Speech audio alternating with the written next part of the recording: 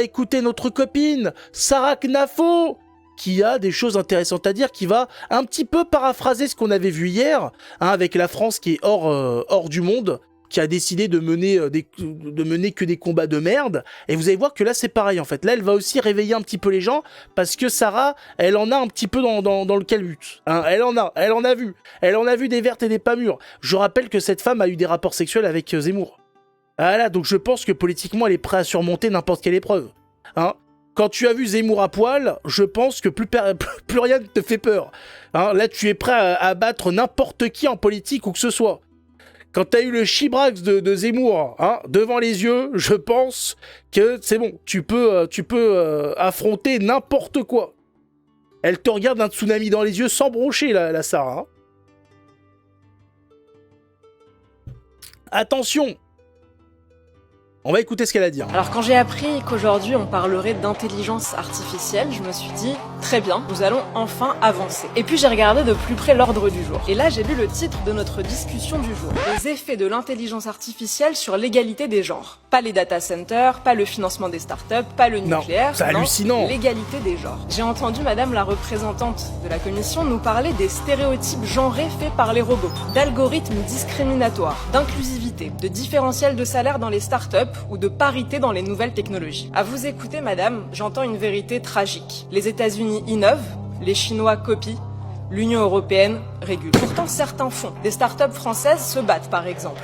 Algolia, DeepMind, le laboratoire Qt. Ces champions français de l'intelligence artificielle sont pour moi des héros qui nagent le 100 mètres avec 10 boulets aux pieds. Arrêtons de tout voir sous le seul prisme de la norme. Il faut un changement de cap radical vers moins de taxes et moins de normes. C'est à ce prix que nous garderons nos génies, nos techniciens, nos scientifiques et nos brevets. L'intelligence européenne est toujours là. Qu'allez-vous faire pour la retenir ? Nous mettons l'accent sur une innovation intelligente qui ne viendra pas creuser les inégalités.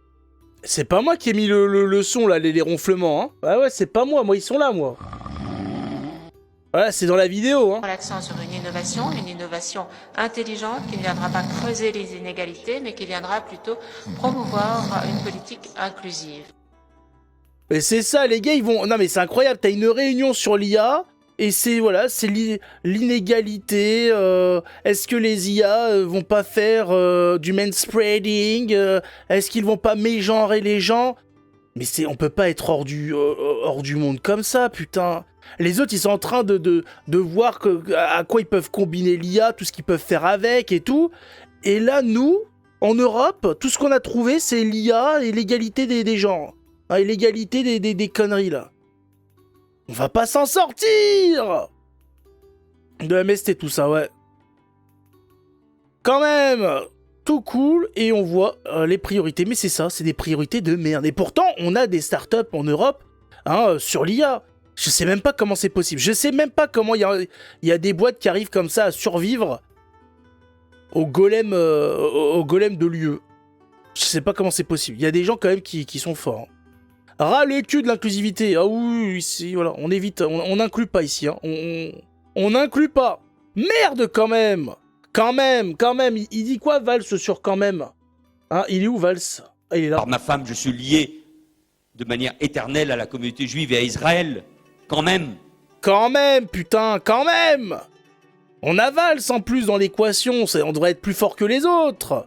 Transhumanisme et théorie du genre sont intimement liés. Ah bah bien sûr, le transhumanisme et les théories du genre, quand on va... effectivement, quand plus personne ne sera plus identifiable parce qu'on pourra être tout et n'importe quoi, oui, bah là c'est la disparition, effectivement. Donc le transhumanisme et la théorie du genre sont intrinsèquement liés.